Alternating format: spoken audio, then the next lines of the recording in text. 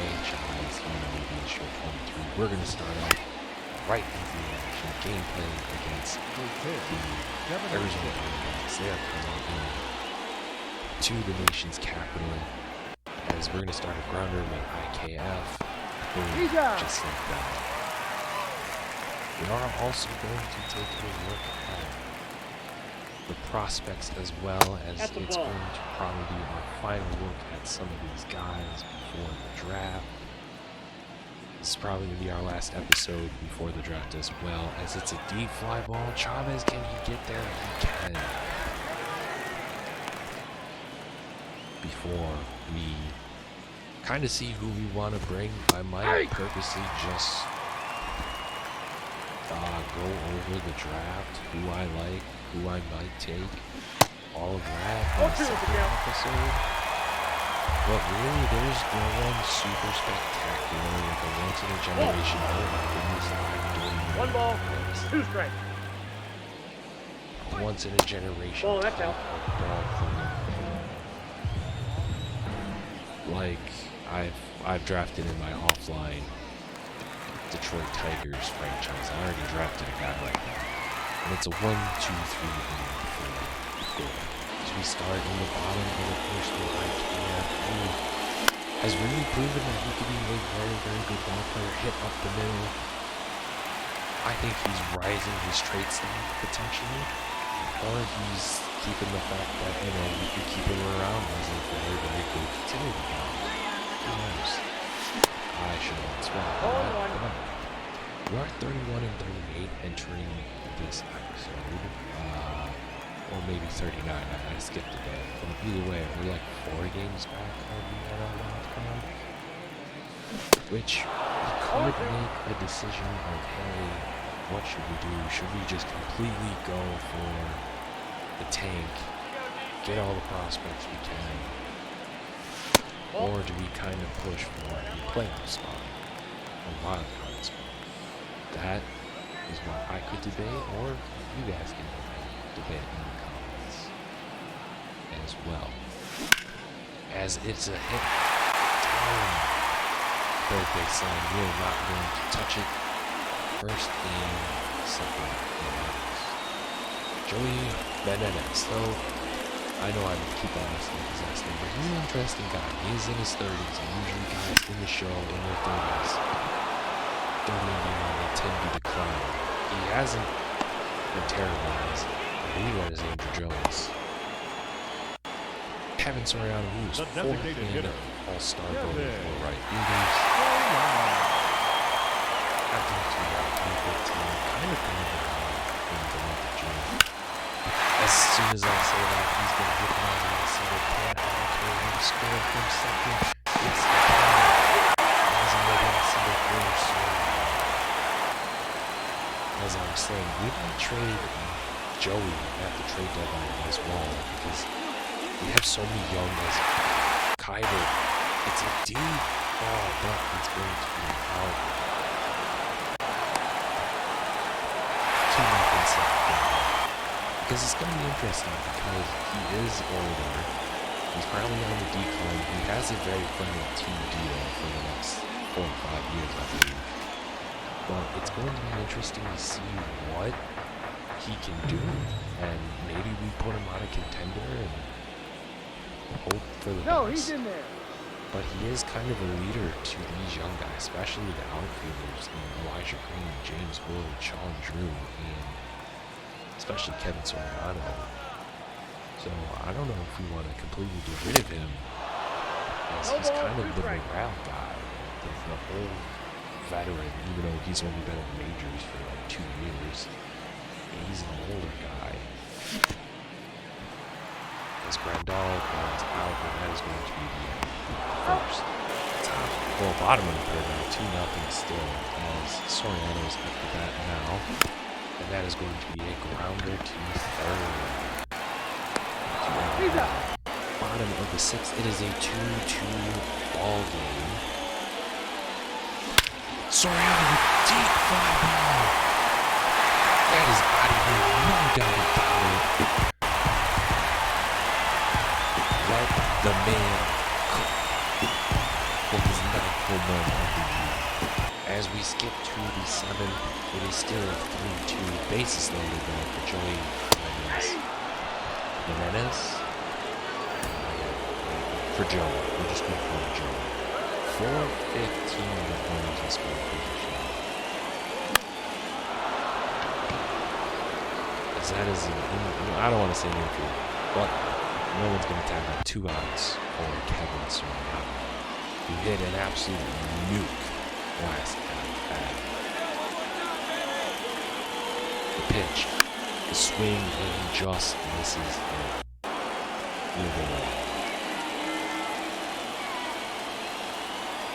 The next pitch, and that is hit.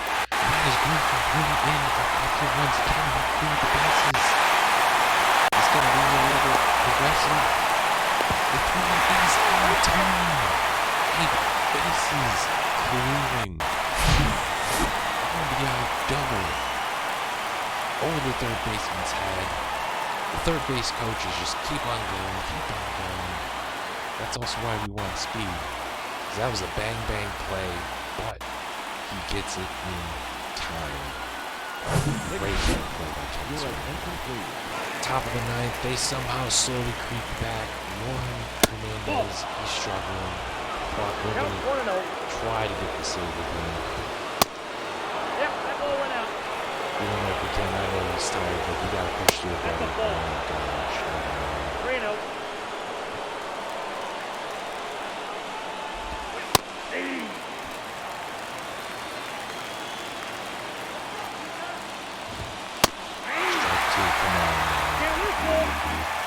Give me a strike, give me the last ounce. And it's over. Alright, we're putting our closing with Blake Treadman. He blew a save at the end of the last episode. He can possibly redeem himself in this episode. As it's a 2-1 count. See you later.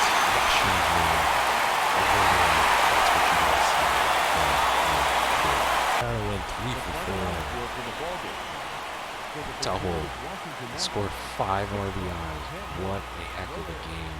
Solid outing from Mackenzie Gore as well. We hop into some of the prospects that we are looking at. Let's look at the guys that we have seen from last episode. DeAndre John doesn't really seem like he's going to be a great pitcher, but Duncan could possibly be our 2nd round pick. He's got power. The contact's not going to be there. The vision isn't going to be great. Fielding and arm is going to be solid. So I will take that as well. But we're going to change prospects. So obviously the number 1 pick, Alfonso.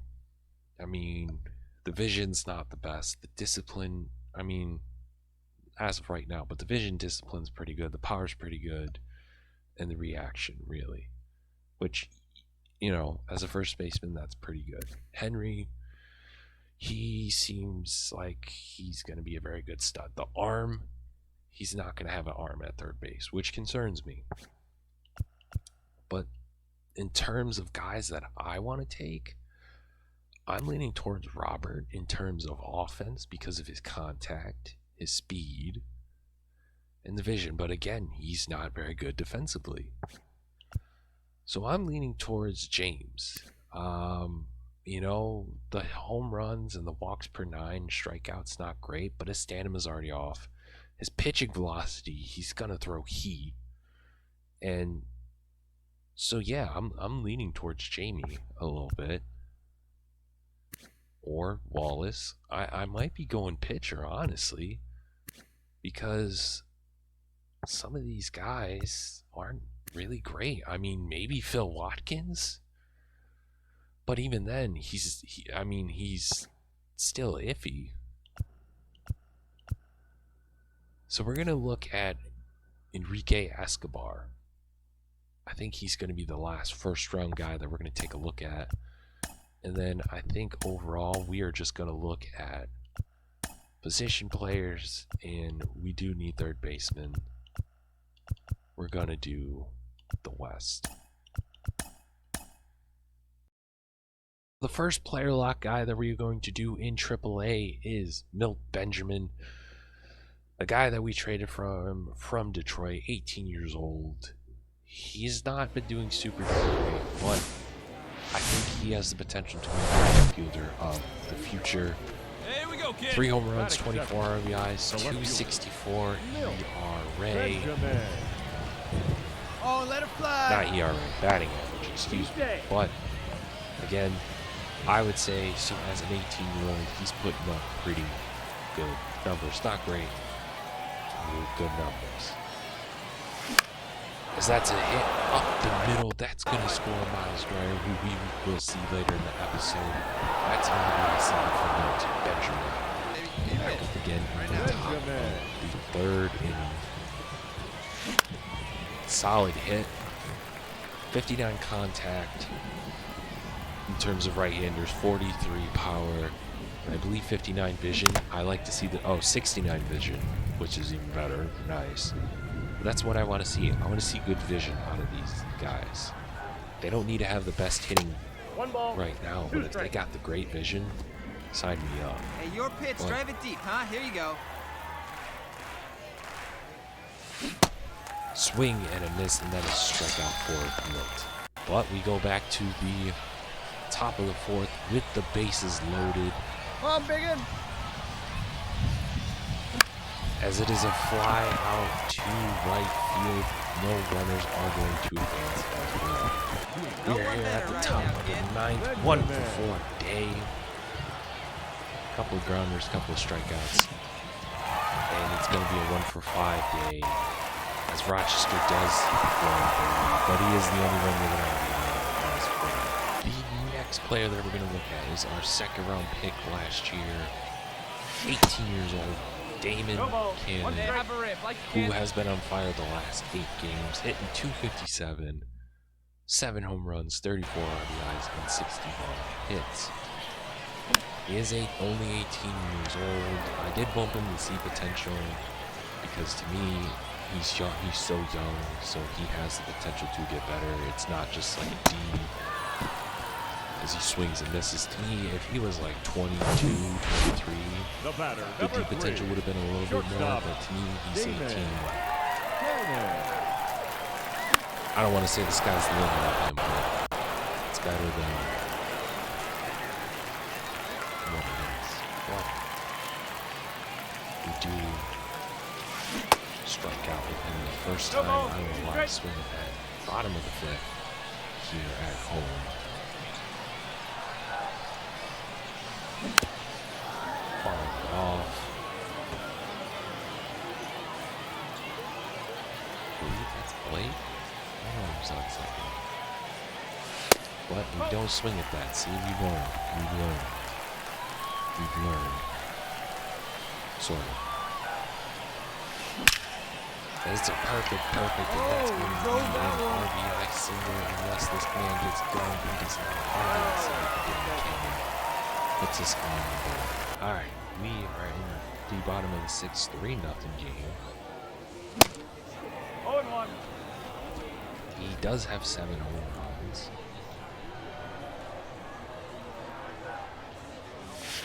Ooh, should not swing at that. Oh, baby. Get your pitch up there. I'm getting too excited, Nancy. But Right bottom here. of the 8th, we can redeem ourselves 1 for 3, 2 terrible strikeouts by me. And a perfect. So he does not have this good contact against righties, but 64 power, 50 vision. Solid fielder, okay fielder. But I think he's going to have power. Is a bloop single as the runner is going to advance to 3rd? Yes, he is. Noah Schultz, man. 7 innings, 2 minutes, 8 strikeouts. No earned runs. That's what I want to see from him. Blake Rutherford, 2 for 4. Milt had 2 for 4 on the RBI. Miles Dwyer went 3 for 4, a home run, 2 RBIs, and a run.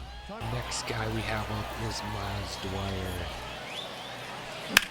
He is DH in this game, but he's got the speed. He was an outfielder last year, but we realized he does not have a strong arm. Plus, Our outfield is pretty low in prospects. We moved him to second base. It seems like he has. The designated hitter. He is only 71 overall. Second best overall. It's not great, but to me, his start, he is 19 years old. But he's been killing it in terms of hitting. And more than likely, he's going to be the top guy that we're going to call up for September call-ups. He is, without a doubt, kind of, I don't want to say Fonte Mac, but, you know, will sticky note that says, when in doubt, call up Miles Dwyer, because this kid can hit, he can run. He's basically a younger version of Derek Hill. And really, that's all we need from him. Plus, he's so young that he may be our potential second baseman in the future. As he's hit back-to-back singles, he does not have a lot of power at all. Unlike his dad. His dad had some power, he does not. He's more of a contact, speedster type of guy. 40 power is not bad, but like his vision, 85 vision is just ridiculous. As Jared Kelenic goes 2 for 3. Here now is our final line score. Wait, Cannon and Miller went 1 for, it got 1 hit as well. Before we play a game against the Cubbies, I want to see what these guys can do. Raymond Santos, he is 18. We're probably going to take him in the second round because his draft value is around 38. Who knows? Even though he did opt out, that's a big thing. Darrell McAllister as well. But Enrique, he seems like he's kind of a little bit higher up on our board. So we're going to do that. And then we're going to hop into the Cubbies. But we're going to do Elijah Green this time. Player lock with him. Already 4-0 at the top of the third. Green's not doing terrible, I don't think, but I definitely want to see what he can do. I did kind of run through the Wolves this year, just basically like, hey, kid, let's see what you got. And I don't think he's doing too bad as a 19, 20-year-old kid. So I could be wrong about his age. As it's a swing and a miss. Plus, I just want to get better with him hitting less. He's 20 years old, top of the sixth. It's 6-0 Chicago. So he is 20 years old. He is very, very young still. To me, as that's a great hit in between third and short. So he definitely has a lot of room to grow. But to me, I think for a 20-year-old, I don't think he's doing too bad. Now back. Top of the eighth. That's just a great defensive play. Get the win, 7-0. Felipe Santos is just, even last 3 innings, he's just god awful. To make a trade. I'm tired of Felipe Santos. We're gonna trade Aaron Ashby. Yes, his salary is a little bit crazier, but he is 25, so we're gonna pull that trade. And then worst case is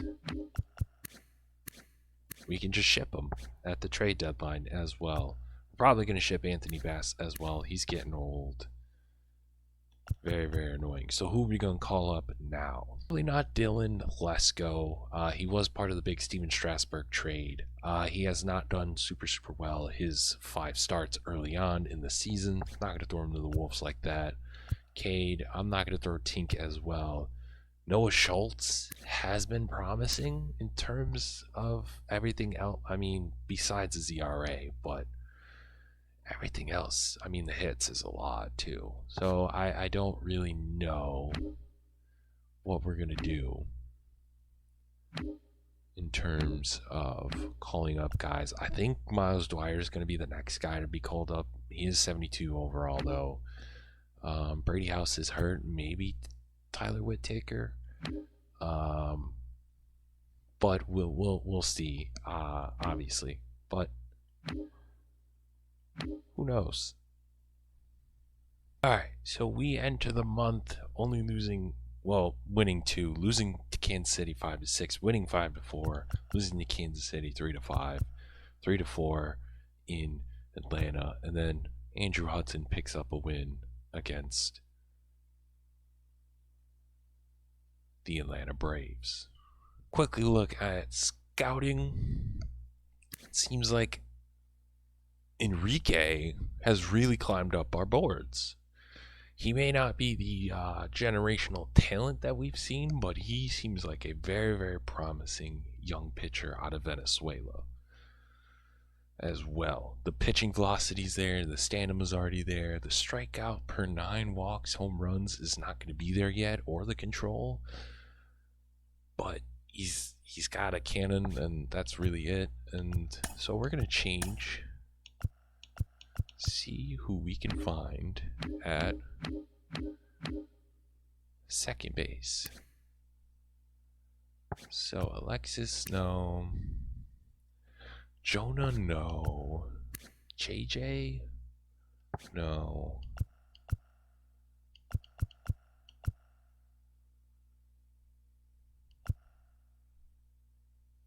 Third base, maybe Phil, but Phil's been slowly dropping. That's the thing. And then Bartillo, we might get him, but he's probably going to be taken.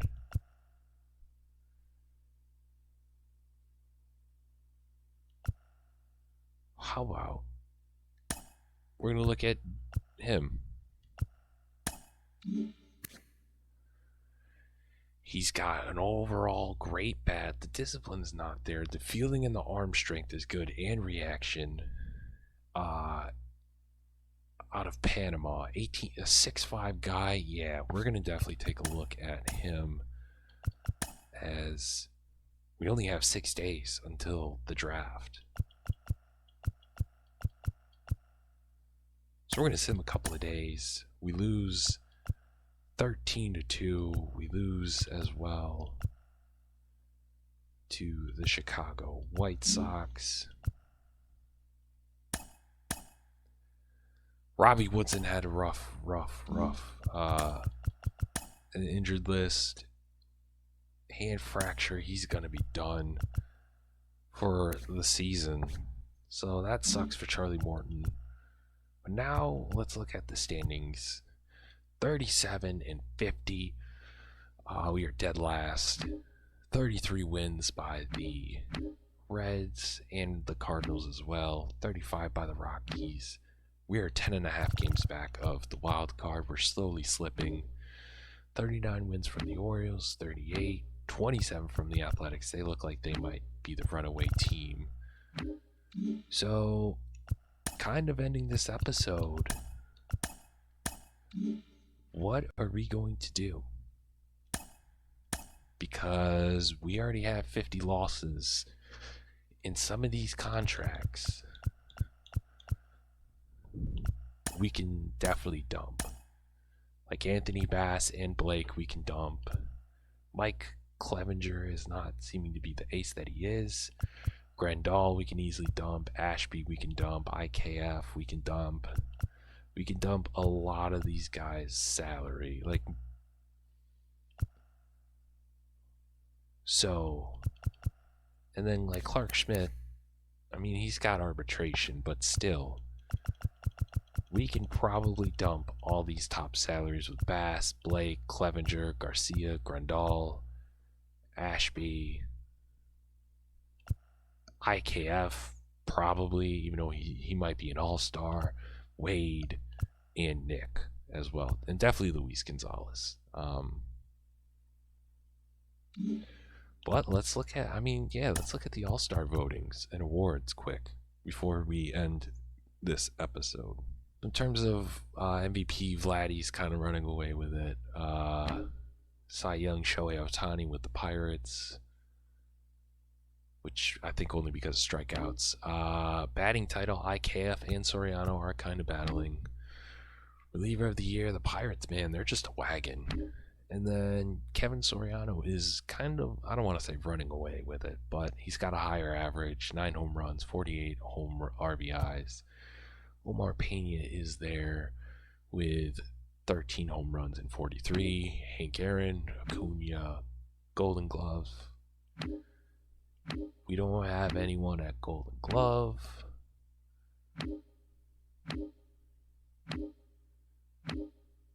We do not. Silver Slugger for DH, Joey. Really, other than that, probably no one. Postseason, no one. World Series, no one as well. The American League, Jordan's killing it. DeGrom, Cy Young, McMahon for batting title. Abreu for reliever. Lucius Blackwell, who was a top 10 pick, I believe. He's been there since the beginning. He's doing well, along with Ernie Abe. Jordan. They have a Golden Glove pitcher. That's really cool.